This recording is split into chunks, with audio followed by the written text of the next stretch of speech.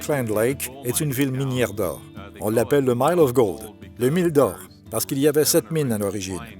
On raconte même une petite histoire à son sujet. Il pavait la rue principale avec des résidus miniers, mais il s'avère que l'opérateur de la chargeuse avait chargé du minerai dans les camions plutôt que des résidus. Donc la rue a été pavée d'or. Voilà une des raisons pour laquelle on l'a dénommé le mille d'or. La première mine à Kirkland Lake fut la mine Toburn en 1914. Puis, ils ont continué à en ajouter. Take Hughes a été la deuxième en 1917. Macassa travaille au fonçage du puits numéro 4 en ce moment. C'est un projet de 80 millions de dollars, donc ça injecte beaucoup d'argent dans la ville.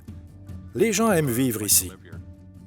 Le nom de la mine Teck Hughes vient de la municipalité de Teck et aussi de Jim Hughes, le détenteur des premiers droits d'exploitation. C'est à la mine Teck Hughes que le câble Teck a été introduit.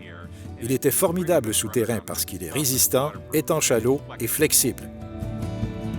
Les anciens câbles étaient encore dans les mines et deux choses se produisaient.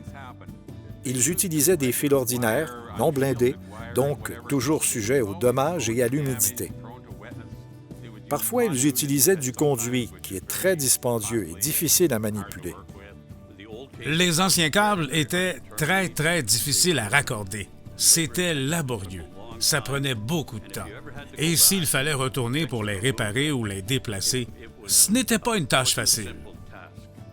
Travaillant de concert avec les fabricants de câbles et la mine d'or Teck Hughes, d'où le nom Câble Teck, les ingénieurs de Thomas & Betts ont réussi à adapter les raccords existants afin de pouvoir raccorder le câble Teck, tout en respectant les normes d'indice de protection et de continuité de masse et de mise à la terre du câble Teck. Les boîtes sont devenues plus légères. Les raccords sont devenus plus simples à faire. On pouvait faire une connexion en, disons, 1 heure, plutôt que 4 ou 5 heures avec l'ancien style de câble. La percée suivante est arrivée dans les années 80, avec le développement et le lancement de la gamme de raccords StarTech pour câble Teck. Avec l'introduction de StarTech, tout est devenu si simple. On dénude le câble aux dimensions recommandées et on n'a qu'à faire glisser le connecteur. On l'insère dans le boîtier, on le resserre, on ajoute les raccords et le tour est joué. Le StarTech a sans doute réduit le travail de moitié par rapport à l'ancien modèle. Les raccords StarTech sont fabriqués à Saint-Jean-sur-Richelieu et fabriqués pour faire face aux conditions canadiennes qui peuvent être assez difficiles. Ils sont incroyablement étanches à l'eau. On m'avait demandé de diriger un projet de drainage d'un puits qui était inondé depuis 3 ans et demi. On a drainé l'eau 24 heures par jour, tous les jours. Et j'étais complètement époustouflé de constater que pas une goutte d'eau ne s'était infiltrée à travers les connecteurs StarTech dans les boîtes de jonction.